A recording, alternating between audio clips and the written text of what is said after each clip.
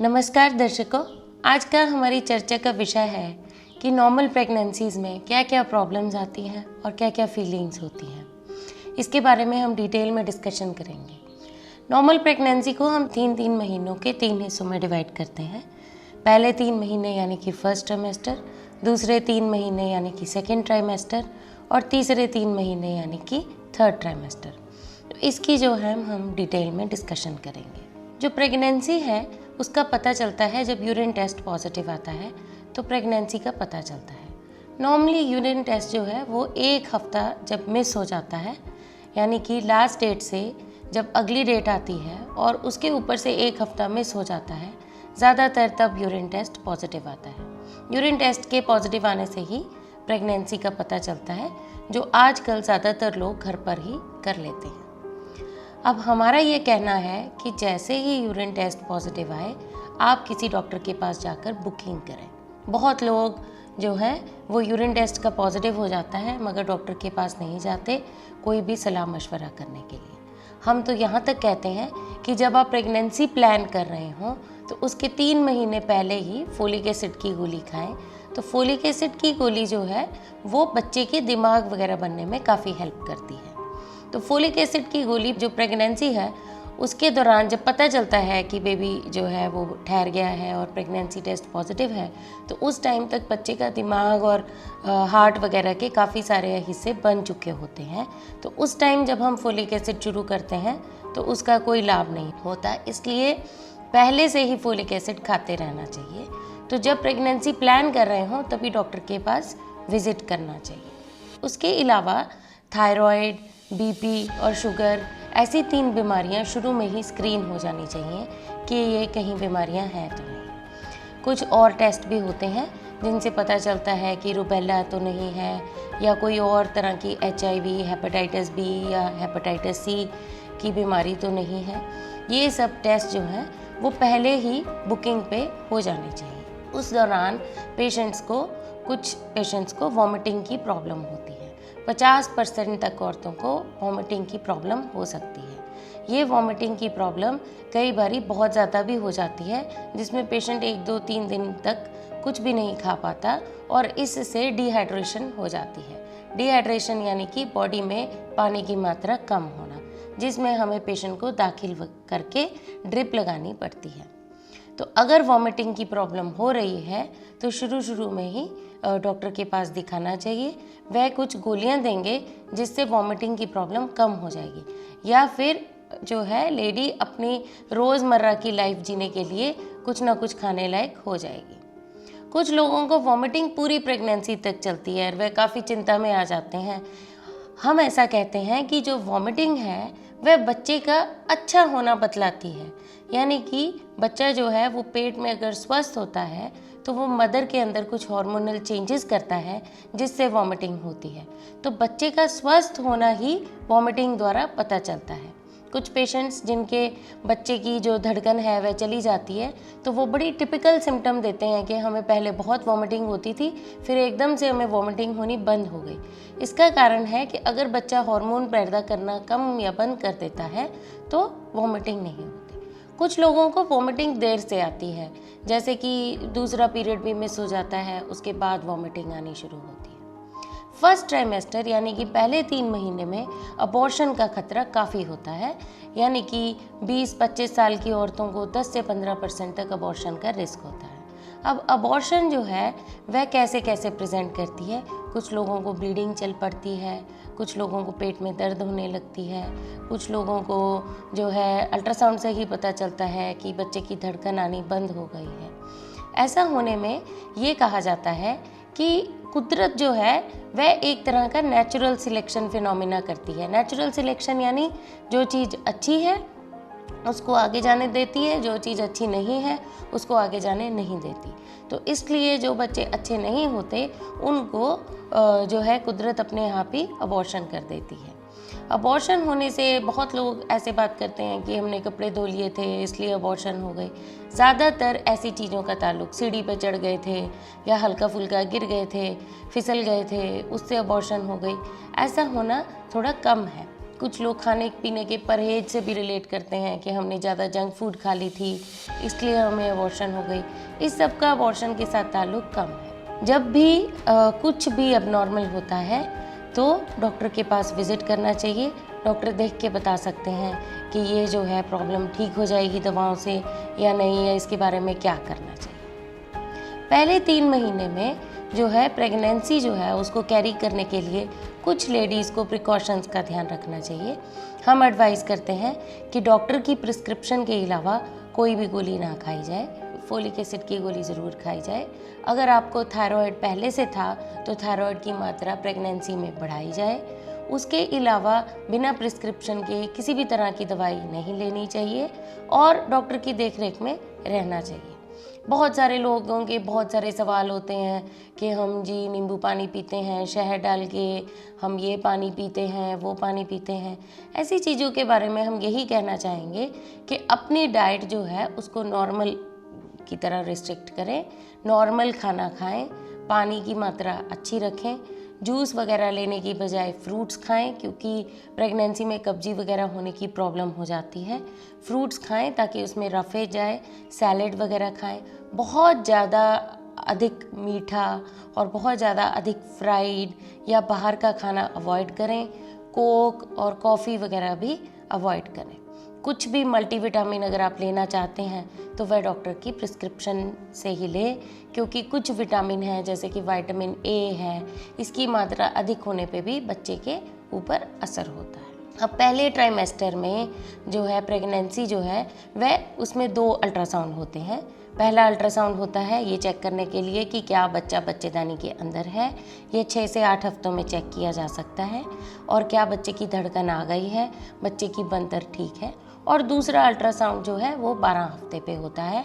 12 हफ्ते पे जो अल्ट्रासाउंड होता है उसमें कुछ और जमांद्रू नुक्स और उसके अलावा एक जमांद्रू नुक्स का टेस्ट, यह दोनों होते हैं। ऐसा हर प्रेगनेंसी में होता है और ऐसा हर प्रेगनेंसी में होना चाहिए, क्योंकि पता नहीं होता कि कौन सा बच्चा जमांद्रू नुक्स का आगे चल पड़ सकता है। अब पहले ट्राइमेस्टर में यानी कि पहले 3 महीने में 95 to 97% जो पेशेंट्स हैं वह अगर ठीक चले जाते हैं तो उसके बाद सिर्फ अबॉर्शन रिस्क 1 से 2% या 3% रह जाता है। बाकी सारे बच्चे जो हैं वो पहले ही पता चल जाता है कि ये आगे नहीं जाएंगे। सेकेंड ट्राइमेस्टर जो है वह शुरू होता है 3 महीने के पूरे होने के बाद, 3 महीने से लेकर 6 महीने तक। अब सेकेंड ट्राइमेस्टर की अपनी प्रॉब्लम्स हैं। सेकेंड ट्राइमेस्टर के दौरान जमांद्रू नुक्स का 16 से 18 हफ्ते पे पता चलता है कि बच्चे के जो बाकी के अंग पैर हैं वो शुरू में बन तो जाते हैं मगर वे और बढ़ते हैं और उनकी और जो है वो अच्छे से ग्रोथ होती है। अब कुछ लेडीज़ जो हैं वो ये मानती हैं कि प्रेगनेंसी के शुरू में ही हम ज़्यादा खाएं, हम नहीं खाएंगे तो बच्चे को क्या जाएगा, ऐसा सोचना ठीक नहीं है। बच्चा जो है वो अपना जो भी अपना जो खाने के लिए उसको चाहिए वह अपने आप ही माँ के द्वारा ले लेता है। कोई बहुत ज़्यादा कैलोरीज़ में फ़र्क डालने की ज़रूरत नहीं होती। पहले 3 महीने में सिर्फ बच्चे के अंग पैर बन रहे होते हैं। बच्चे का जो वेट गेन है, बॉडी का फैट है, वह जो है वो लास्ट वाले 3 महीने में ही बढ़ता है। तो इसमें जो है अपनी डाइट नॉर्मल रखने की ही ज़रूरत है। उसके अलावा थोड़ा 100 किलो कैलोरीज़ एक्स्ट्रा ली जा सकती हैं। ज़्यादातर खाने की जो ज़रूरतें हैं वो सेकेंड और थर्ड ट्राइमेस्टर में बढ़ जाती हैं। सेकेंड ट्राइमेस्टर में जो है बीपी शुगर की स्क्रीनिंग दोबारा से होती है पता लगाने के लिए कि बीपी तो नहीं बढ़ता है, शुगर तो नहीं बढ़ती है, ऐसा किया जाता है। और सेकेंड ट्राइमेस्टर में जो प्रॉब्लम्स आती हैं वह ब्लीडिंग की हो सकती है। जो ब्लीडिंग है सेकेंड ट्राइमेस्टर में वो ज़्यादातर ऑल के नीचे होने के कारण होती है। हर पेशेंट के अल्ट्रासाउंड में शुरू में ज़्यादातर में लिखा जाता है कि ऑल नीचे की तरफ है, पर ये धीरे धीरे बढ़ के ऊपर चली जाती है। कुछ 2-3% पेशेंट ही हैं जिनकी ऑल जो है वह नीचे रह जाती है पूरे टाइम तक। उस टाइम तक ही ये मैटर करती है। मगर अगर किसी पेशेंट को ब्लीडिंग का एपिसोड हुआ है और उसकी ऑल अल्ट्रासाउंड में नीचे बताई गई है तो हम कुछ 2-3 परहेज बताते हैं। एक तो हम आपस में संबंध बनाने के लिए मना करते हैं। दूसरा हम लेडी को कब्जी का जोर लगाने के लिए मना करते हैं क्योंकि उसमें ब्लीडिंग बढ़ सकती है। और हम जो है उनको थोड़ी सी रेस्ट बोलते हैं। सेकेंड ट्राइमेस्टर में ही टेटनस का पहला टीका लगता है।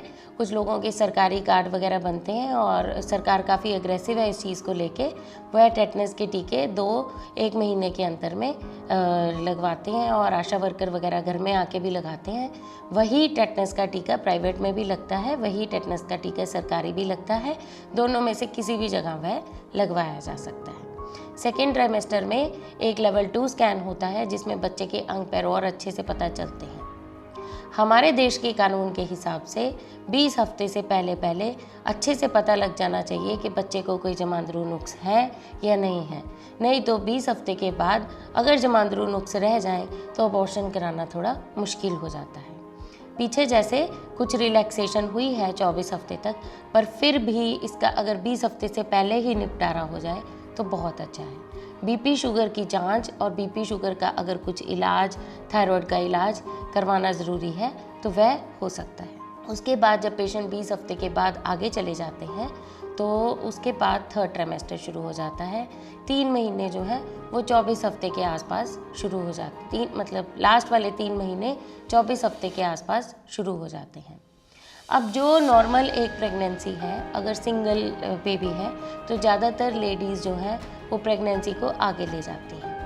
जो भी पेशेंट्स की आईवीएफ से प्रेगनेंसी होती है उनकी नॉर्मल प्रेगनेंसी तो थोड़ी सी हम हाई रिस्क मानते हैं, क्योंकि ज़्यादातर आईवीएफ के पेशेंट्स की प्रेगनेंसी जो है वो ज़्यादा एज में होती है या उनमें कुछ ना कुछ गड़बड़ी होती है जिनमें वो नॉर्मल पेशेंट से थोड़े हटकर रहते हैं और उनका थोड़ा ज़्यादा इलाज या ज़्यादा दवाई चलती है। जो नॉर्मल पेशेंट्स हैं उनको जो है सेकेंड और थर्ड ट्राइमेस्टर में आयरन और कैल्शियम की गोलियां दी जाती हैं, खून की जांच की जाती है और अनीमिया जो है वो काफ़ी प्रचलित है। अनीमिया यानी कि खून की जो है कमी होना। खून जो नॉर्मली हम चाहते हैं लेडी में 12 ग्राम तक खून हो तो बहुत अच्छा है। हमारी जो पॉपुलेशन है उसमें आम करके लेडीज़ 10 ग्राम तक एचबी मेंटेन कर पाती हैं। अगर 10 ग्राम तक भी एचबी मेंटेन कर रही हैं तो वो ठीक है।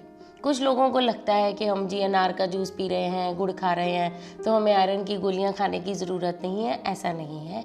प्रेगनेंसी में अगर आप बहुत अच्छी डाइट भी ले रहे हैं तो भी आयरन की 100 गोलियां प्रेगनेंसी में खाना बहुत बहुत ज़रूरी है। आयरन की जो गोली है वह दिन में खाई जाती है और चाय के साथ नहीं लेना चाहिए। आयरन की गोली के साथ अगर विटामिन सी की गोली ले जाए तो काफ़ी हेल्पफुल होती है। कैल्शियम की गोली रात को ले सकते हैं, दूध के साथ भी ले सकते हैं। कैल्शियम की जो मात्रा है उसके लिए हम यही कहना चाहते हैं, कुछ लोग हमें बहुत नखरा करते हैं कि कैल्शियम की गोली से ये दिक्कत आती है, आयरन की गोली से ये दिक्कत आती है। तो ऐसा है कि बच्चे को तो जो चाहिए वह ले लेगा, वह माँ को कमज़ोर कर देगा, तो जो है माँ की हड्डियाँ बाद में कमज़ोर हो सकती हैं। तो कैल्शियम जो है वो हम 500 मिलीग्राम से लेकर 1 ग्राम तक बोलते हैं। कुछ लोग कैल्शियम की गोली फिर भी एक्सेप्ट नहीं करते तो हम उनको कहते हैं कि आप टोटल 1 लीटर तक अगर दूध पी लें तो वो भी 1 ग्राम कैल्शियम के बराबर होता है। आयरन और कैल्शियम ज़्यादातर इकट्ठे नहीं लेनी चाहिए, क्योंकि आयरन और कैल्शियम जो है वो अगर इकट्ठे लें तो आयरन की अब्जॉर्प्शन नहीं होती है। कुछ लोगों को आयरन की गोलियां खाते खाते भी खून की कमी हो जाती है। इसमें या तो ऐसा होता है कि उनकी बॉडी में रिजर्व्स कम होते हैं या फिर वह जो है उनका जो आयरन वो खाते हैं वह अब्जॉर्ब नहीं होता है। तो हम जो है खून चेक करवाते रहते हैं एटलीस्ट हर 3 महीने में एक बार। तो अगर खून जो है वो 10 ग्राम से कम होता है और पेशेंट आयरन की गोली खा भी रहा होता है तब भी खून कम होता है तो हम टीका वगैरह लगा के उसको पूरा कर देते हैं। अंत में यही है कि जो एचबी है वह पूरे टाइम पर जाकर भी 10-12 ग्राम तक हो तो बहुत अच्छा है, क्योंकि डिलीवरी जब होती है तो उसमें खून पड़ता है तो खून के पड़ने के कारण लेडी जो है वह कमज़ोरी में आ जाती है अगर खून की कमी हो, और हमारे पास इसको ठीक करने के लिए काफ़ी सारा समय होता है। ज़्यादातर पेशेंट की जो खून की कमी वह शुरू से होती है मगर वो शरीर में प्रेजेंट होती है या ब्लड टेस्ट में लास्ट में जाकर प्रेजेंट होती है कि पता चलता है कि खून की कमी है। तो अगर लास्ट में भी पता चले 32 हफ्ते तक भी तो भी हम जो है उसको टीके के द्वारा ठीक कर सकते हैं। जो अल्ट्रासाउंड है वह नॉर्मल प्रेगनेंसी में एक आध बार 1-1 महीने में 3 महीने में एक आध बार हो जाए तो ठीक है।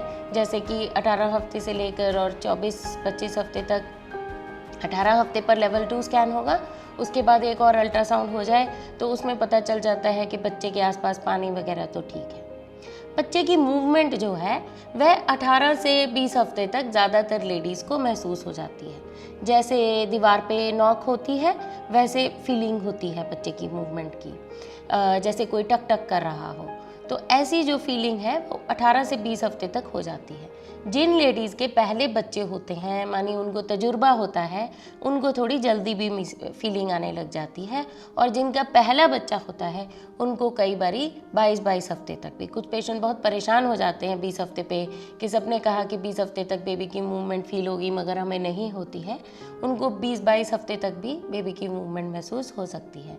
कुछ लोगों की सेंसेशन, जैसे जो वर्किंग होते हैं, ऑफिस का काम करते हैं, वह ध्यान नहीं लगा पाते, तो उनको जो है सेंसेशन लेट होती है। कुछ लोग जो घर पे रहते हैं या बहुत सेंसिटिव होते हैं उनको काफ़ी जल्दी भी बच्चे के मूवमेंट की फीलिंग आ जाती है। धीरे धीरे करके जैसे जैसे बेबी बड़ा होता है, बेबी के आसपास पानी बढ़ता जाता है, तो बच्चे की मूवमेंट किक के फॉर्म में फील होती है, जैसे कोई धक्का लगा रहा हो, और वह किक की जो मूवमेंट है वह काफ़ी ज़्यादा अच्छी फील होती है। और यही फीलिंग हम लेडी को घर जाकर बताते हैं कि आप इससे चेक रख सकते हैं कि हमारे पेट में बच्चा ठीक है।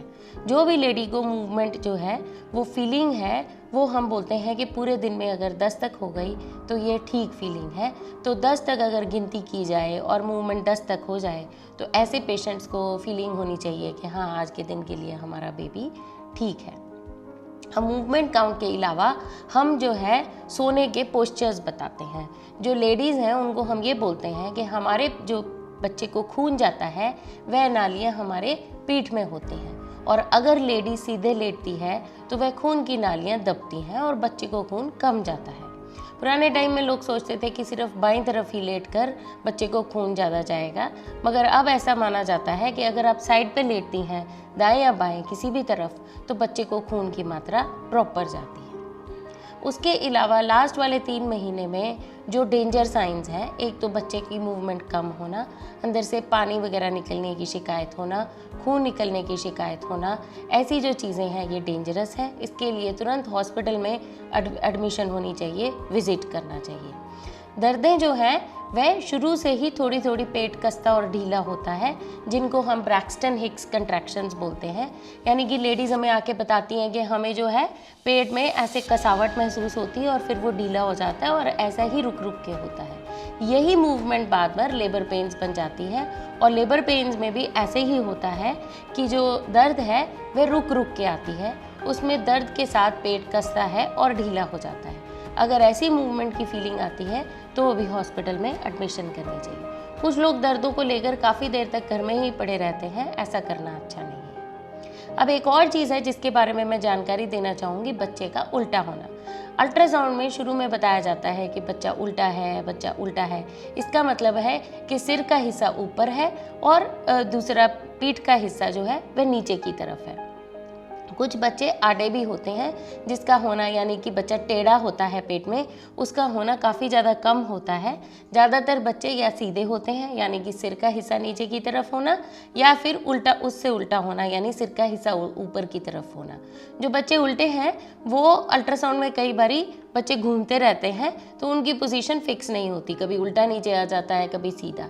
जैसे जैसे प्रेगनेंसी बढ़ती है, बच्चे का वजन बढ़ता है, बच्चे के आसपास पानी थोड़ा बाद में कम होने लगता है, तो बच्चा ज़्यादातर पेशेंट्स में सीधा हो जाता है।